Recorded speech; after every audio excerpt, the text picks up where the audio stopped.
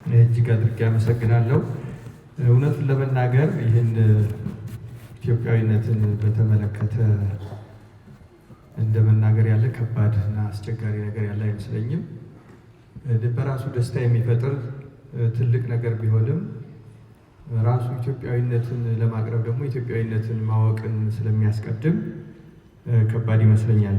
እኔ ለዛሬ ያሰብኩት አንድ ጉዳይ ላይ ነው። ግን ከዚያ በፊት ያ ጉዳይ ከማቅረቤ በፊት እንደ መነሻ እንደው በጽሁፍ መልክ ባቀርበው ይሻለኛል ሐሳቤ እንዳይበታተን በሚል መግቢያ ነገር አዘጋጅቻለሁ። መፍትሄ አንድ ጉዳይ ነው ማቅረብ የምፈልገው። ብዙ መደጋገፍ እሱን በንባብ ቀስ ብዬ ለማሰማት ሞክራለሁ። በትዕግስት እንድታዳምጡኝ ይጠይቃለሁ።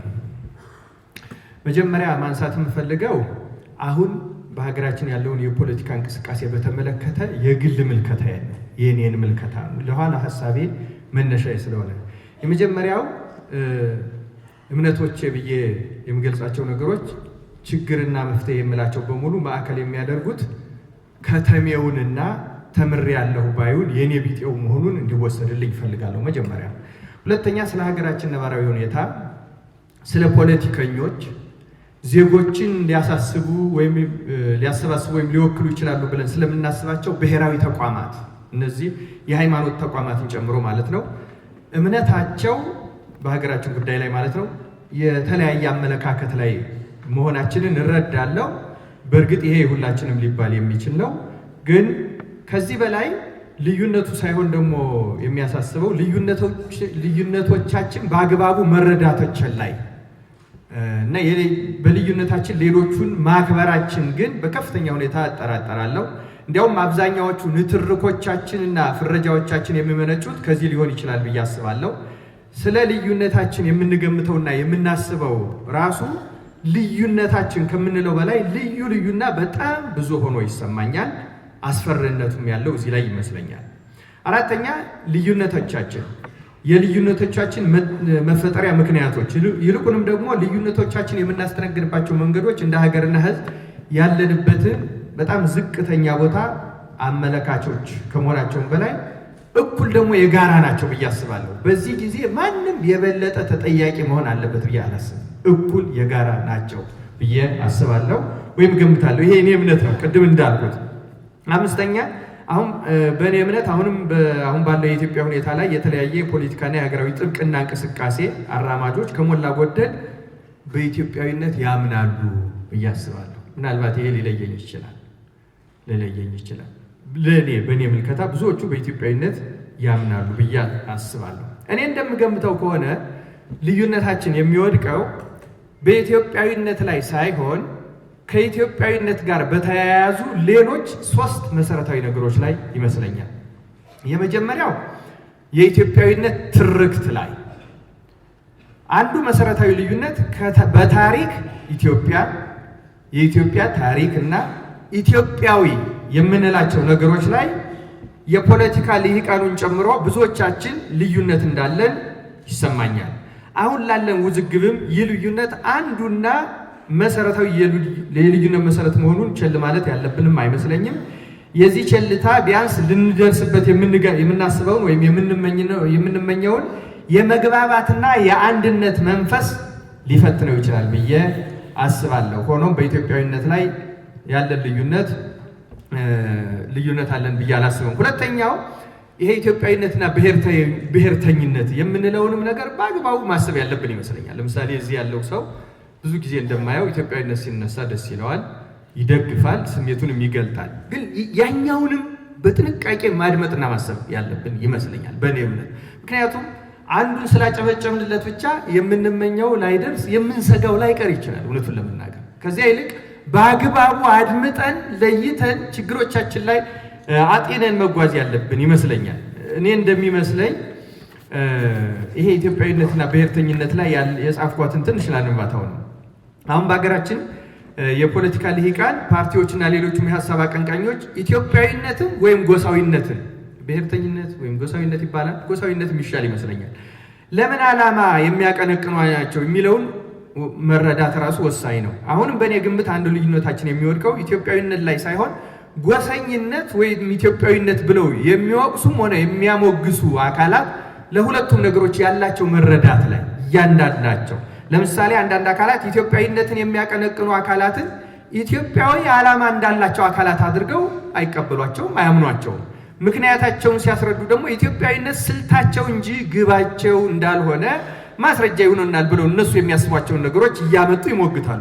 በሌላ በኩል ደግሞ ጎሳዊ አደረጃጀቶችን አደረጃጀቱን ስልት አድርገው የፈጠሩት እንጂ ግባቸው ኢትዮጵያዊነት ስለሆነ በዚህ ሊወቀሱ አይገባም ብለው ለተወሰኑ ፓርቲዎች ራሱ ለኢህአዴግ ጀምሮ የሚሞግቱላቸው የሚከራከሩላቸው አካላት አሉ።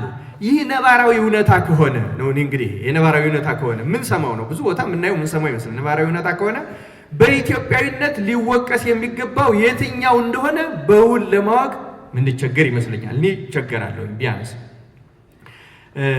የዚህ መሰረታዊ ምክንያቱ ደግሞ ኢትዮጵያዊነት ግብ ብቻ ሳይሆን ኢትዮጵያን ኢትዮጵያዊ ላልሆነ ዓላማ ለመጠቀም ስልት አድርጎ የሚጠቀምበት አካል አለ የሚል መኖሩና ጎሳው የሚመስለንም ራሱ ስልቱ እንጂ ግቡ ኢትዮጵያዊነት መባሉ ምን ወቅሰውን አካል በአግባቡ ለማወቅ ጊዜ ወስዶ ማሰብ የሚጠይቅ ሆኖ ይሰማኛል ለራስ።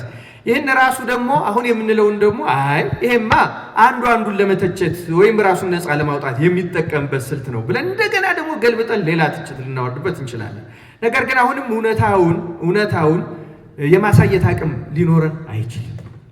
አይሆንም ብሎ ማረጋገጥ አይቻልምና በሌላ አገላለጽ አንዳንዶቻችን የምንጮህለት ኢትዮጵያዊነት የትኛው እንደሆነ እነማንም እንደሚደግፉትም በተግባር የተለያየ መሆኑን ማስታወስ ሳይጠቅም አይቀርም። ያነሳውትም ይህን በአግባቡ ለመረዳትን አለመረዳት የአንድነትና የመግባባት ፍላጎታችን ድርጊታችንንም ያዘገየዋል ብዬ ስለምሰጋ ነው። ሶስተኛው የሚመስለኝ እንዲያውም ዋናው ልዩነት እኔ ከኢትዮጵያዊነት ሊቅ የሚመስለኝ የምንፈልጋት የኢትዮጵያ አይነት ይመስለኛል። ስልት ሆኖ ይቀርባል እንጂ ልትኖር የምንፈልጋት ኢትዮጵያ ላይ ነው ልዩነት ያለ ብዬ ነው የማስበው። ኢትዮጵያዊነት ላይ ሳይሆን ልትኖር ወደፊት እንድትኖር የምንፈልጋት ኢትዮጵያ ግን በየምናባችን የተለያየች ናት።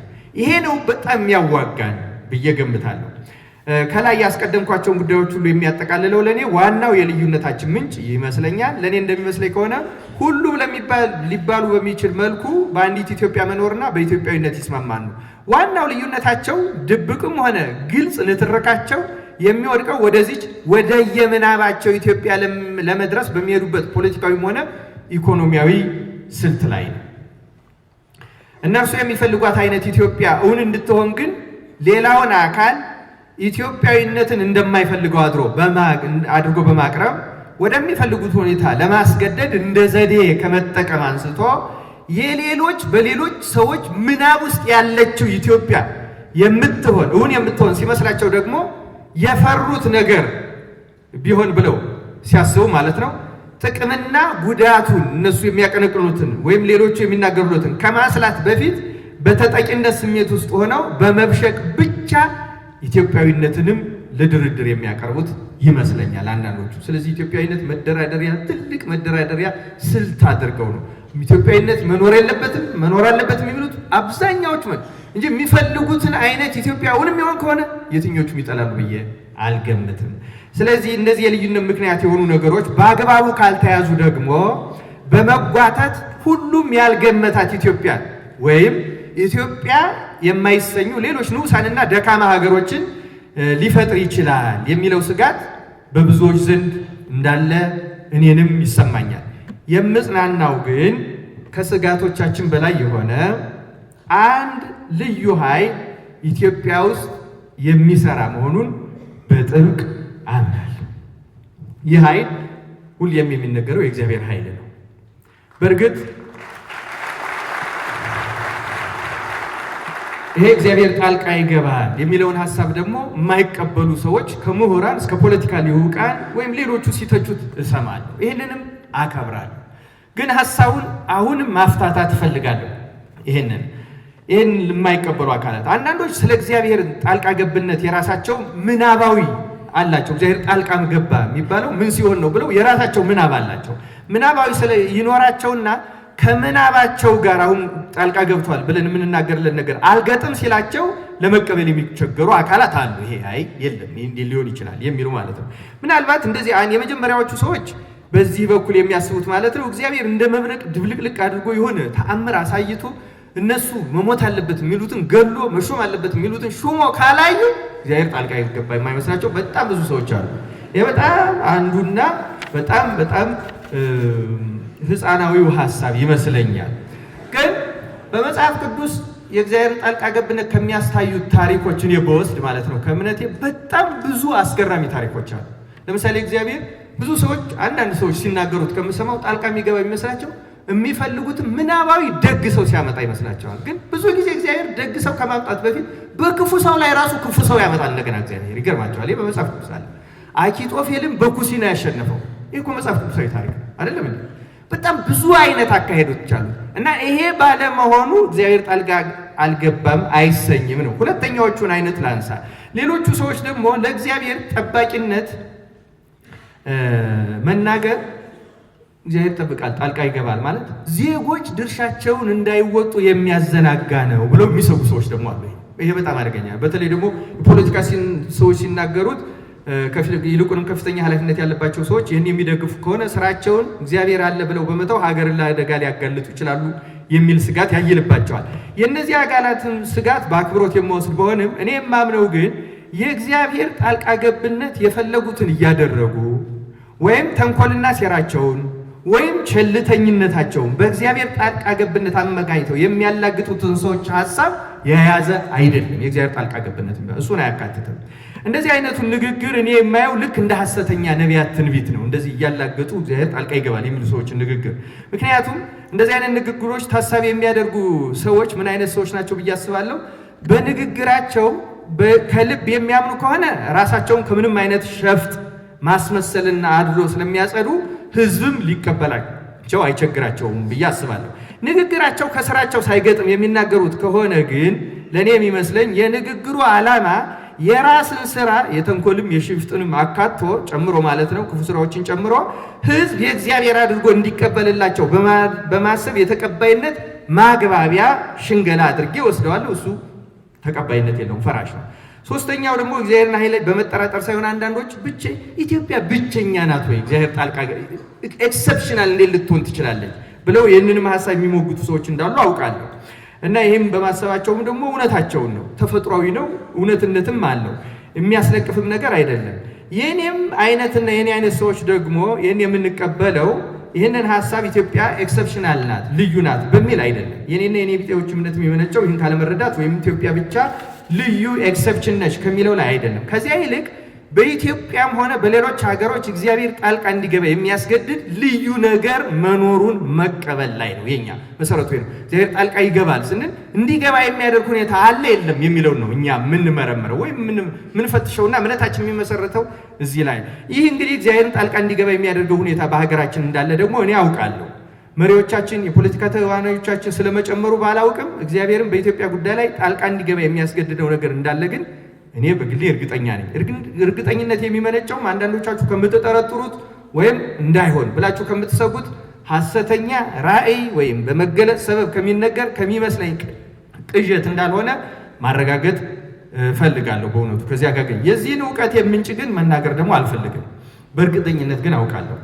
አዎ ድፍን ያለ አውቃለሁ። ለመቀበል የሚያስቸግር ብቻ ሳይሆን ሊያስገምትና ሊያስተች ቢችልም ለዛሬ ግን እውነቱን ለመናገር ከዚህ ውጭ አማራጭ የለኝምና እምነቴን በመግለጽ ብቻ ተዋዋለሁ። እርግጠኛ ነኝ።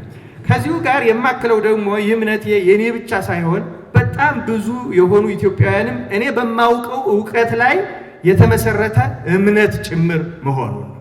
እውነቴን ነው ይሄን የምናገረው ከልቤ ነው። ይህ እንዳለ የማውቀው ነገር ደግሞ እግዚአብሔርን እንዲረዳን እንዲያስገድድ አምናለሁ። ስለዚህም በእርግጠኝነት ኢትዮጵያ ወደ ተሻለ መንገድ እንደምትሄድ ከተስፋ በላይ አምናለሁ። ይህን የማያምኑ ሰዎች መኖራቸውም እንደማያስቀረው አምናለሁ። ይህንንም ኑረን በማየት ደጋግመን የምንመሰክረው ሀቅ ይሆናል። በዚህ መድረክ የምሳተፈውም ይህን እምነቴን እንደ ትንቢት ለመናገር ወይም አንዳንዶች የሚሰጉት ዜጎች ሁሉ ድርሻቸውን እግዚአብሔር ለሚባል አካል ብቻ ትተው እንዲዘማነኑ ለመግፋት ወይም ይህንን ሰበብ አድርጎ አሽሙርም ሆነ ትችት ለመሰንዘር ሳይሆን ወደ ተሻለው ነገር ከመሻገራችን በፊት ባለው ጭቅጭቅና ጠብ ብዙ የዋህ ሰዎች ውድ ሕይወታቸውን በጥቂት አሳሳቾች ንግግርና ማባባያ ተስበው በከንቱ እንዳያባክኑ በሚደረገው ጥረት ላይ ያለችኝን ትንሽም ቢሆን ሐሳብ ለማካፈል ነው። ከዚህም ሁሉ ጋር የእግዚአብሔር ጣልቃ ገብነት ከመቅሰፍትም ጋር የተያያዘ መሆኑን በመጠቆም ሰዎች ለእግዚአብሔር ለመዓቱና ለመቅሰፍቱ ሳይሆን ለምህረቱ የተዘጋጁ እንዲሆኑ ለመለመንም ጭምር ነው። ሰዎች ካለማመናቸው ተነስተው ለመናገር በየመድረኩ ሰዎች የማያምኑ ሰዎች የመናገር መብት አላቸው። ብዙ ጊዜ እናደምጣቸዋለን፣ እናከብራቸዋለን። ሰዎች ካለማመናቸው ተነስተው የሚናገሩ ከሆነ ደግሞ የኔ ቢጤዎቹ ከእምነታችን ተነስተን መናገሩ የሚያስቀይም አይመስለኝም። የሚያስቀይመው ካለ ይታረቃል። እነዚህ ነገሮች በአሁኑ ጊዜ ለእኔ ያሉኝ እምነቶች ወይም እሳቤዎች ወይም አመለካከቶች ናቸው። ስለዚህ መፍትሄ ነው ብዬ የማቀርበው እነዚህን ታሳቢ አድርጌ እንደሆነ ሰዎች እንዲረዱልኝ አስቀድሜ ላሳስብ እወዳለሁ። እምነቶችን ወይም አመለካከቶችን ላትጋሯቸው ትችላላችሁ። በዚህም ቅሬታ የለኝም። እንኳን ለእናንተ ለእኔም የማይለወጡ አድርጌ አልወስዳቸውም። አሁን እያልኩ በጊዜ ማዕቀፍ ውስጥ የማስቀምጣቸውም ለዚያ ነው። ነገ ሌላ ሊሆን ይችላል። እንግዲህ በጣም መሰረታዊ ችግሮቻችን ወደ መቅሰፍት፣ ወደ ሞት፣ ወደ መከራ ይወስዱናል ብዬ የማስበው ዛሬ አንድ ችግር ብዬ የማስበው በድፍረት መናገር አለብኝ ብዬ ከብዙ ማመንታት በኋላ ያመጣሁት ድንቁርናና አለመማር ነው ብዬ አስባለሁ። በጣም አለመማርና ድንቁርና ፊደል በመቁጠርና ባለመቁጠር ወይም መደበኛ ትምህርት ቤት ገብቶ በመማርና ባለመማር ቀርቶ ዲግሪዎችን በመያዝና ባለመያዝ ብቻ ሊገለጽ እንደማይችል ለብዙዎቻችን ግልጽ እየሆነ የመጣ ይመስለኛል። በቅርብ ጊዜ ታትሞ ለንባብ የበቃው የአቶ አንዳርጋቸው ጽጌ መጽሐፍ ላይ ካየኋቸው ቁም ነገሮች አንዱ ይህን ሀሳብ ይደግፍልኛል። የእነርሱ ትውልድ ወይም ያ ትውልድ ስቶባቸው ከነበሩት መሰረታዊ ነገሮች አንዱ ስለዚህ ጉዳይ የነበረውን ሀሳብ መሆኑን ይኸው መጽሐፍ ይጠቁማል። ጸሐፊው እንደገለጹት ያ ትውልድ ይቃወመው የነበረው የዚያ ዘመን መንግስት ወይም ስርዓተ መንግስት እነርሱ ያደርጉት በነበረው መንገድ ሊቀየር እንደማይችል ያ ትውልድ የገባቸው ይተቹት ይነቅፉት ከነበረው ከገበሬው በኋላ ነበረ።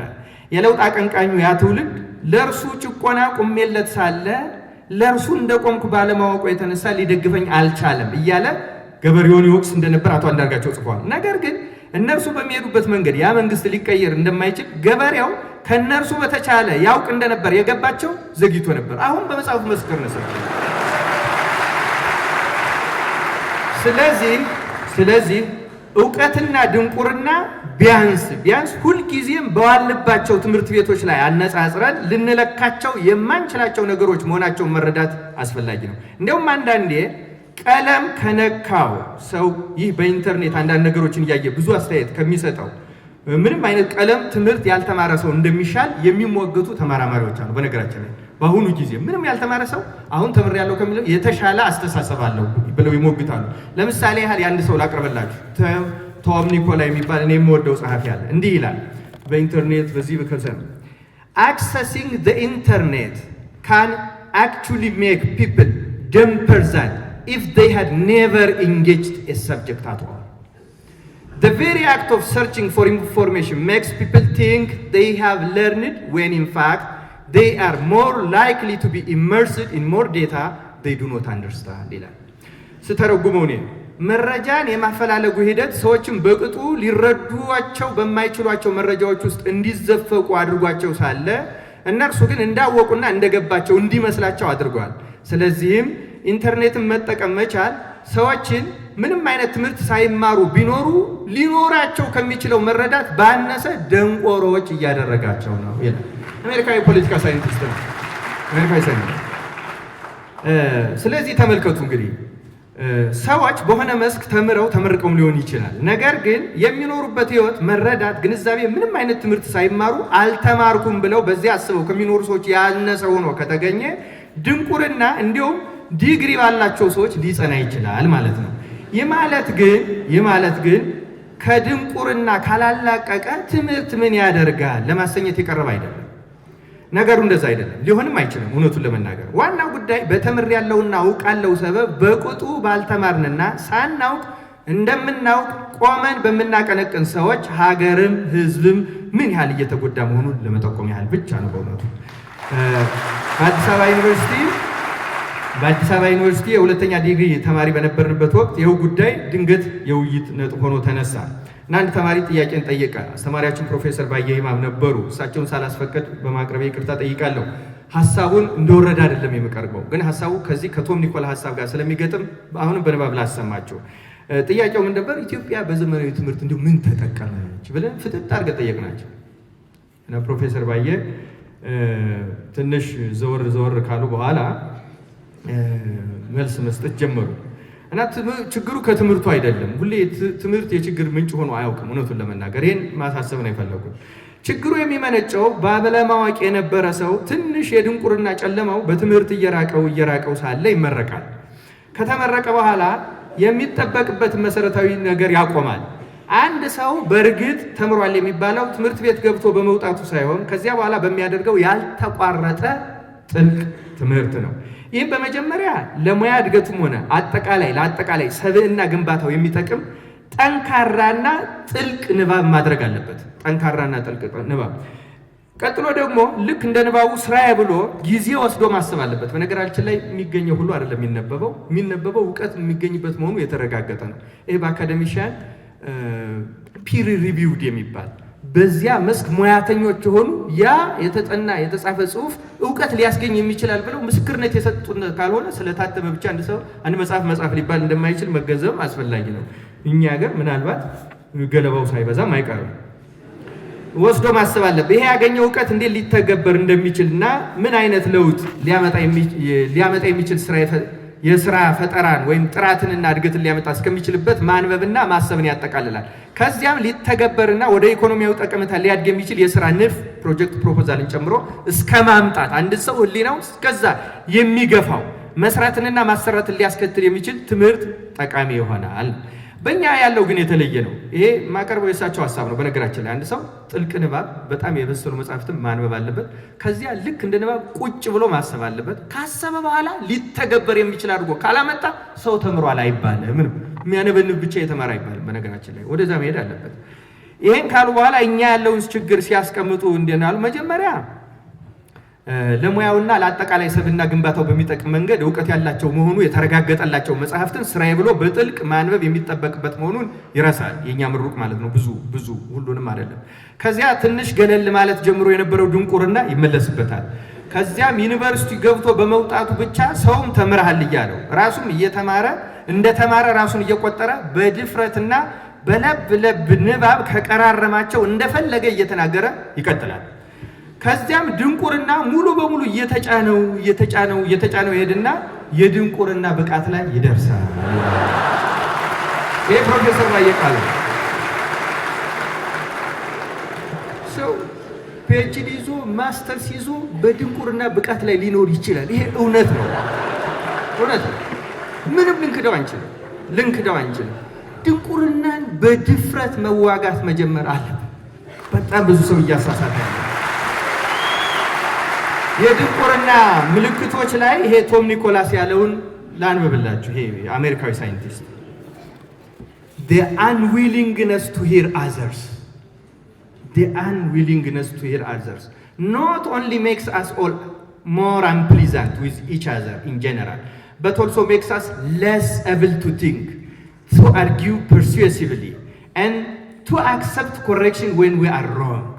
When we are incapable of sustaining a chain of reasoning past a few mouse clicks, we cannot tolerate even the smallest challenge to our beliefs or ideas. This is dangerous because it both undermines the role of knowledge and expertise in a modern society ይላል። በአማርኛ ተርጉሜዋለሁ። ሌሎችን ያለ መስማት ፍላጎታችን እኛን እንዲያው በደምሳሳው ደስታ ቢስ ብቻ ሳይሆን የሚያደርገን የማሰብ አስረድቶ የማግባባትና የማሳመን አቅማችንን ዝቅተኛ ያደርገዋል።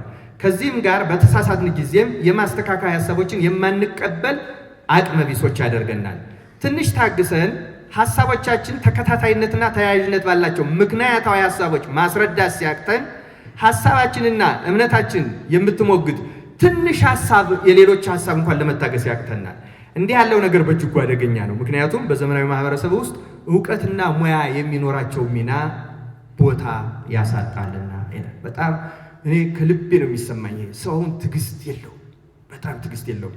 እኔ በኢትዮጵያ ወቅታዊ ጉዳይ ላይ ያለኝ መረዳት በዚህ ሐሳብ ላይ የተመሰረተ ነው ማለት ይችላል። አቅመ ቢስ ሰዎች ብዙ እንናገራለን፣ እንጽፋለን፣ እንቀሰቅሳለን። ይህ ሁሉ ደግሞ የሌላውን መሰረታዊ ሐሳብ ለመረዳት ከመጥላት ከመሰዳደብና ከውርደት ጋር መሆኑ በእጅጉ ያሳዝናል፣ በከፍተኛ ደረጃም ያሳስባል። እኔ እስከሚገባኝ ድረስ ይህን ነገር የሚያባብሱ ወይም ድንቁርናችን የሚያስፋፉ ሌሎች ሁለት ልናያቸው የሚገቡ ነገሮችም ያሉ ይመስለኛል። አንደኛው ከፍተኛ ጥርጣሬ ስለሆነ በዚህ መንገድ ብቻ ይወሰድልኝ። ጥርጣሬ ጥቁር የሚባለው ሕዝብ በምድር ላይ ማለት ነው። ጥቁር የሚባለው ሕዝብ ዘረኛና ስግብግብ በሆኑ ነጭ ተንኮለኞች የተጠመደበት ወጥመድ ነው። ይኸውም በአድዋ ድል ምክንያት አንድ የሚያሳሳ አፍሪካ የሚባል አህጉርን የታቀፈውን ሕዝብ ማስለቀቅና መጠቀም ካልተቻለ ይሄ ሐሳብ ምንድነው? አቶ አንዳርጋቸው ጽጌም ጽፎታል፣ ሌላ አሜሪካዊም ጽፎታል። ይህን ብናነበው ደስ ይለኛል። የአፍሪካን ወይም የአድዋ ድል በተመለከተ ሲገልጹ አሜሪካዊ ሳይንቲስት የሚስማማው ምንድነው? የአድዋ ድል የኢትዮጵያና የጣሊያን ጦርነት ድል ወይም ኢትዮጵያ ጣሊያን ድል ያደረገችበት ተራ ድል አይደለም ነው። ምን አይነት ድል ነው ከተባለ ኢትዮጵያ ብትሸነፍ ኖሮ መላው አፍሪካ ላይ ያለው ጥቁር ይገደል ነበረ። ይገደላል ማለት ቀስ በቀስ በበሽታ በተለያየ መንገድ እየተገፋ ልክ አውስትራሊያ ውስጥ እንዳሉት አቦርጅኖች ጫካ ውስጥ የሚኖር ትንሽ ወይም ደግሞ አሜሪካ ውስጥ እንደቀሩት ሬድ ኢንዲያንስ ትንሽ ሆኖ ይቀር ነበር ነው። ስለዚህ አፍሪካ በአሁኑ ጊዜ ሙሉ በሙሉ የነጭ ሀገር ነበር የሚሆነው። ስለዚህ የአድዋ ድል ማለት በዓለም ላይ የጥቁርና የነጭ የመጨረሻ እጣ ፋንታ የተወሰነበት ድል ነው ብሎ ነው የሚያስቡት። እንግዲህ እግዚአብሔር ያሳያል። ይሄ ማለት ምን ማለት መሰላችሁ? ይህንን የገለበጠ ህዝብ እንዴት ቂም አይያዝበትም? እስኪ እግዚአብሔር ያሳያችሁ። እውነቴን እኮ ነው የምነግራችሁ። ከዛ በኋላ የሚደረገው ለእኔ የምጠረጥረው ምንድነው? የእውነት ነው፣ ሙሉ እምነቴ ነው። ብዙ ጊዜ ለመናገር አልደፍረውም ነበር። ጥቁር የተመደበልን በዚያ መንገድ ድል ካደረግን ከዚያ በኋላ የተመደበልን ነገር እንዳንደማመጥ፣ እንዳንግባባ፣ እንድንጫጫህ እድገታችን የነሱን ሸቀጥ እስከ መግዛት ድረስ የተወሰነ ከዚያ ውጭ ከእንስሳና ከአራዊት ባልተለየ የምንጫጫ የምንቧቀስ ሰላማዊ ሰልፍ የምንወጣ የምንቧቀስ ጥሬ ሀብቱን ግን ለነዛ በጦርነት ድል ላልነሱን ከመጠቀም የማይከለክል እሳቤ ውስጥ እንድንኖር ትልቅ የተጠመደብን ወጥመድ አለ ብዬ ነው የማስበው። ይሄ በጣም ያሳስበኛል እውነቱን ለመናገር እና አንዳንድ ጊዜ መነጋገራችንን ስታዩት እዛ የዚያ ዘመን በጣም ሁሉም ነጭ አይደለም፣ ለይታችሁ መስማት አለባችሁ። በጣም ዘረኛና ስግብግብ ነጮች የሚል ቃል ነው የተጠቀሙ። በጣም ዘረኛ እና ስግብግብ ነጮች ለጥቁር ደረጃው መጫጫ፣ መገዳደል፣ መሰዳደብ፣ መናናቅ፣ መለያየት ሴት የተደረገ ስታንዳርድ ነው። እኛ አሁን እየተጓዝን ያለን ወደዚህ ሴቲንግ ይመስለኛል። አንዱ የድንቁርናችን ምክንያት ብዬ የማስበው ይሄ ነው። ሁለተኛው የድንቁርናችን ምክንያት ደግሞ ይመስለኛል እንደዚህ ያሉ መድረኮችን ጨምሮ በተለያየ ምክንያት አዋቂዎች እንዳይናገሩባቸው ሆነዋል። አዋቂዎች እንዳይናገሩባቸው ሆነዋል። ምን ሆኑ? ሰው የሚፈልገውን ብቻ እንዲሰማ ሆነ። እኔ ማን እንዳደረገው እግዚአብሔር ይወቀው። ሰው ራሱ የሚፈልገውን ብቻ የሚሰማና ለዛ የሚያጨበጭብ ሲሆን ተናጋሪዎች ደግሞ ሰው የሚያጨበጭብበትን እያዘጋጁ መምጣት ጀመሩ። የሚጠቅመው ሳይሆን ይሄ በጣም አደገኛ ገለበጥ ነው እኮ። ተመልከቱ። እውነት ሀገራችን የምንወድ ከሆነ የምንወደውን እንዲናገሩት የምንፈልገውን የሚናገሩ ሰዎችን ብቻ አይደለም መፈለግ ያለብን። እነዛም መብት አላቸው፣ መስማትም ማክበርም አለብን። ግን የሚጠቅመንን የሚተቸንን የሚለበልበንንም ጭምር ግን የሚናገሩ ሰዎች እንዲህ አይነት መድረኮችን መፍቀድ አለባቸው። እነዚህ የድንቁርና አባባሾች ናቸው። ብዙ ጊዜ እኔም አንዳንድ ቦታ ተደብቄም እንደዚህ አይነት ስብሰባ ሲገኝ የአደባባይ ምሁራን የሉንም የሚል እሰማለሁ። አይደለም ላይኖሩን ይችላሉ። እና ግን የአደባባይ አድማጭ ራሱ አለ ወይ የሚልም ጥያቄ አያስነሳም? እነሱን የሚያደምጣለ ወይ? የማይመጡት እኮ ስለማናደምጣቸውም ሊሆን ይችላል። ትዕግስት የለንም። የሚጠቅም የሚኮረኩር ወደ ህሊናችን የሚመልስ ነገር የሚያቀርቡ ሰዎችን ለመስማት ትዕግስታችን በምናውቀውም በማናው ምክንያት በማናውቃቸው ምክንያቶች ጠፍቷል። ስለዚህ ዛሬ እኔ ይህን መድረክ የምለምነው አዋቂ ሰዎች እንዲናገሩ መፍቀድ አለብን። ይሄ ነው የመጀመሪያ ጥያቄ። የድንቁርናችን መሰረታዊ መነሻ ይሄ ነው ብዬ አምናለሁ። አሁን እኔ እንግዲህ መሰረታዊ ችግራችን ድንቁርና ነው ብዬ አምናለሁ። ስለ ድንቁርና ብዙ ነገር አልተናገርኩም። ላቀርባቸው ካሰብኳቸው ብዙ ነገሮች ትቻለሁ። አንድ ነገር መጨመር የምፈልገው ምንድነው መልቲ ድራግ ሬዚስታንት ቱበርኩሎሲስ ይባላል። ይሄ የሳምባ በሽታ ሆኖ ብዙ መድኃኒቶችን የተቋቋመ ሐኪሞች በተሻለ ሊናገሩት ይችላሉ። ምሳሌ ሳምባ በሽታ ቲቢ በሽታ በተለምዶ የምንለው ያመመው ሰው የመጀመሪያው መድኃኒት በአግባቡ ከወሰደ ይድናል አይድንም? ይድናል። አወሳሰዱን ያበላሸውና በሽታው መድኃኒቱን መቋቋም ይጀምራል። አሁን መድኃኒቱን ሲቋቋመው ሐኪሙ ያይና እንደገና ከዚያ የጠነከረ መድኃኒት ያዝለታል። አሁን ሰውየው በአግባቡ ካልወሰደው እንደገና ይህንንም መድኃኒት ይቋቋመዋል። እንደገና ሌላ ጠንካራ መድኃኒት ያዘል። ይህንንም ሰውየው በአጠቃቀም ንዝላልነት ያበላሸዋል። ከዚያ በሽታው አይበገሬ ይሆናል ማለት ነው። እንዲህ ያለው ቲቪ በጣም ቀሳፊና ገዳይ ነው፣ በጣም አደገኛ ነው። እኔም ይመስለኝ የኛ ድንቁርና ልክ እንደዚህ ያለ ቲቪ ነው። በነገራችን የሆነ ዲግሪ ያገኝና ይቋቋመዋል፣ የሆነ ማስተርስ ያገኝና ይቋቋመዋል፣ የሆነ ፒኤችዲ ያገኝና ይቋቋመውና አደገኛ የተቋቋመ ድንቁርና ላይ የደረሱ ይመስለኛል። ስለዚህ ምሳሌውን የፈለኩት የድንቁርናው ጽናት ለማሳየት ብቻ ሳይሆን የትምህርቶችን በአግባቡ አለመውሰድ ነው በሽታውን ያጠነከረው።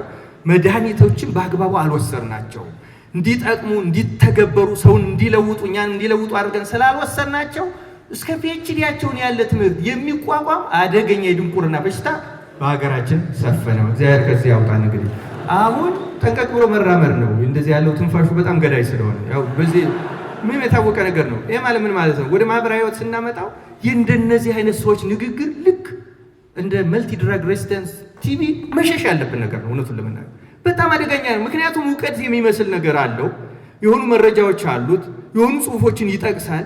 አለመማራችን ታሳቢ ያደርጋል። በጣም አደገኛ ድንቁርና ማለት ለኔ ይሄ ነው። መፍትሄው ምንድን ነው? መፍትሄው በድፍረት ድንቁርናችንን ማውገዝ አለብን። የመጀመሪያው በጣም ደፍረን ከዚህ መዘግየት የለብንም። አዋቂዎች ወደ መድረክ እንዲወጡ እድል መስጠት አለብን። ቅርብ ጊዜ አንድ አሜሪካን ሀገር ልክ እንደዚህ አይነት መድረክ ከሚዘጋጁት አንዱን እያየው ነበር።